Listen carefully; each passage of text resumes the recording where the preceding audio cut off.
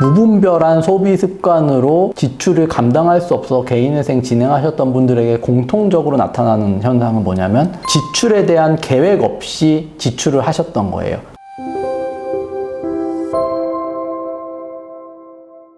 끝까지 싸워서 이기겠습니다. 젠틀한 싸움딱 유익상 변호사입니다. 개인회생 진행해서 성공적으로 개시결정 및 인가까지 받은 경우에도 변제금이 미납되어서 폐지돼서 사건을 재신청하시는 분들도 사실 굉장히 많거든요. 물론 사무실에서 사건을 기계적으로 처리하고 채무자의 상황을 고려하지 않은 채로 개시 인가 받아가지고 변제금을 미납하시는 경우, 여력이 도저히 안 돼서 그런 경우도 있겠지만 제대로 사건이 진행됐다 하더라도 법원에서 인정해주는 생계비 한도에서 자금을 운용해야 되는데 소비습관 개선이 안 돼서 변제금 마련을 못 하시고 폐지되고 재신청하는 케이스들도 상당히 많아요. 그래서 오늘은 개인회생 성공적으로 진행하셨다고 하더라도 소비습관 어떻게 좀 개선하시면 좋을지에 대한 측면에서 말씀드려 보려고 합니다. 사실 개인회생 생계비 측면에서 1인 가구 생계비가 현재 2023년 기준으로 한 달 124만 원이잖아요. 상담하다 보면은 도대체 이 금액으로 어떻게 생활을 하냐, 너무 적다라고 말씀하시는 분들도 있는데 이 부분 먼저 짚고 넘어가야 될 것 같아요.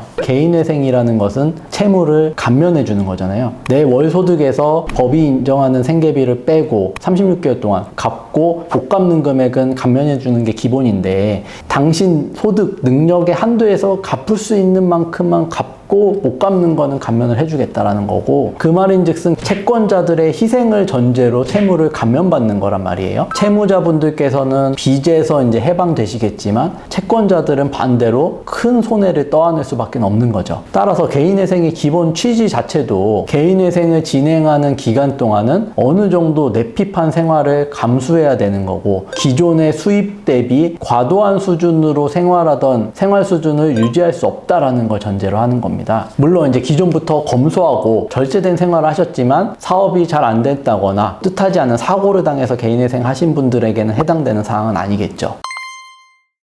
무분별한 소비, 이런 측면에서 과도한 채무를 떠안아서 개인회생 하시는 분들 어떻게 소비습관 개선하면 좋을지를 좀 말씀드려 볼 건데, 제가 뭐 어떤 영상을 보니까 소비습관을 개선하려면 이런 거를 행해야 된다 라는 내용이 있더라고요. 구내식당 멀리하고 점심 외식 웬만하면 하지 않고, 뭐 택시 안 타고, 탕비실에 커피 있는데 커피 테이크아웃 하지 말고, 월소득에 얼마 초과하는 문화 레저 생활 비용 사용해서는 안 되고, 뭐 이런 것들이 있는데 이 부분들은 뭐 그냥 본인에 맞는 상황에 적용하셔 가지고 소비습관 개선하시면 될 것 같고, 보다 근본적으로 제가 말씀드리고 싶은 건 뭐냐면 무분별한 소비습관으로 지출을 감당할 수 없어 개인회생 진행하셨던 분들에게 공통적으로 나타나는 현상은 뭐냐면 지출에 대한 계획 없이 지출을 하셨던 거예요. 내 소득이 얼마인지에 대한 생각 없이 이번 달에 얼마를 썼는지에 대한 계획이 전혀 없으셨던 분들이 많아요. 이번 달에 얼마 썼는지 아예 생각을 안 하는 유형, 아니면 이번 달에 얼마 썼는지는 알아요. 하지만 다음 달에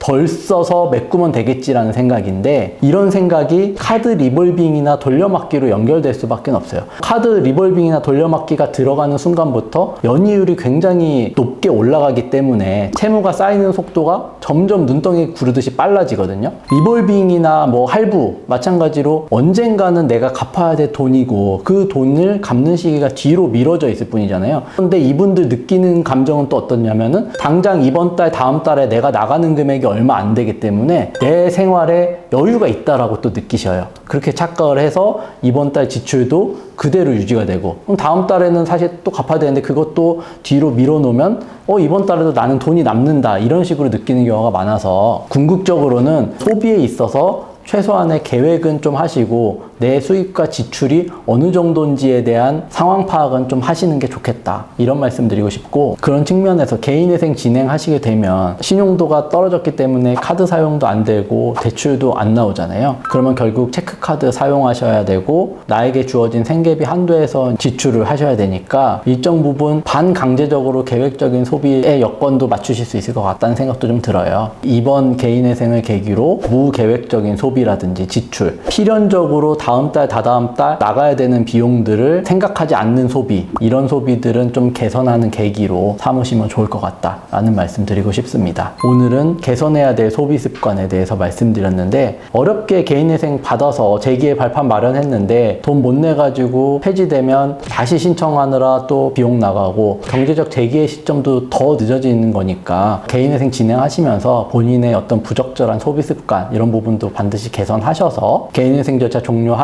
목돈도 저축하시고 반드시 재기에 성공하시기를 바라겠습니다. 이상 오늘 영상 도움되셨다면 구독과 좋아요도 부탁드리겠습니다. 감사합니다.